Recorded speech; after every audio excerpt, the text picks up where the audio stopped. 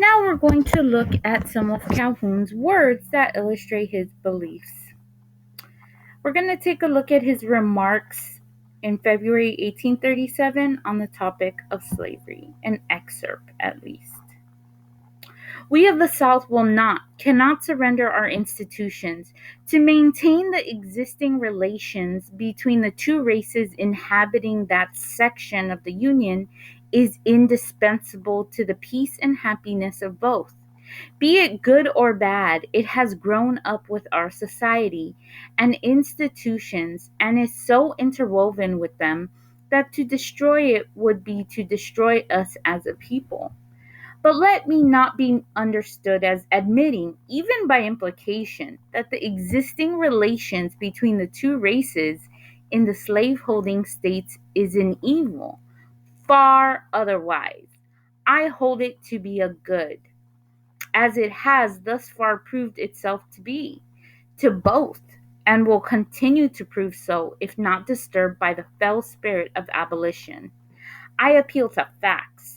Never before has the black race of Central Africa attained a condition so civilized and so improved, not only physically, but morally and intellectually. It came among us in a low, degraded, and savage condition, and in the course of a few generations, it has grown up under the fostering care of our institutions. This, with the rapid increase of numbers, is conclusive proof of the general happiness of the race, in spite of all the exaggerated tales to the contrary. But I take higher ground.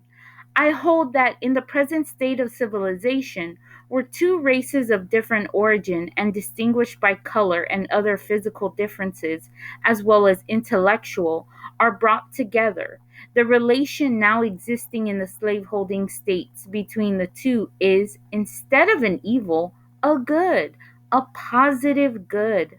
I feel myself called upon to speak freely upon the subject where the honor and the interests of those I represent are involved. I hold then that there never has yet existed a wealthy and civilized society in which one portion of the community did not, in point of fact, live on the labor of the other.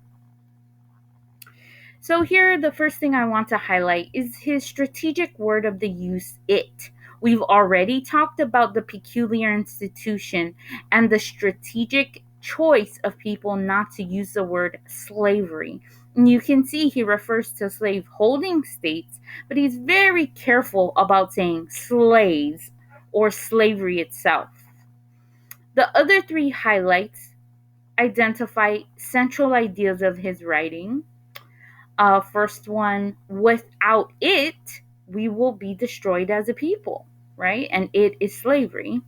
The other 2 points reiterating that slavery is a good thing. The red circles are just carrying over the strategic choice not to use the word slavery.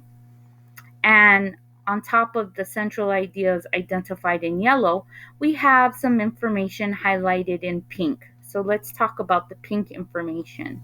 These are pieces of evidence that he is providing that show that American society has improved the lives of the enslaved, right? Never before in Africa have they attained civilized and improved conditions. They came to us degraded and as savages. And with our fostering care, the green, right? Fostering means supportive, caring institutions. Um, we have sort of taken care of them, right? That's what he's implying. And at the last pink portion here, we have him identifying the differences between the two races. So I didn't highlight the origin piece or the color. I highlighted his points of saying they're physically different as humans and intellectually different. And finally, he ends by saying, this is basically how society is. One group works and one group benefits from that work. And that's just how life is.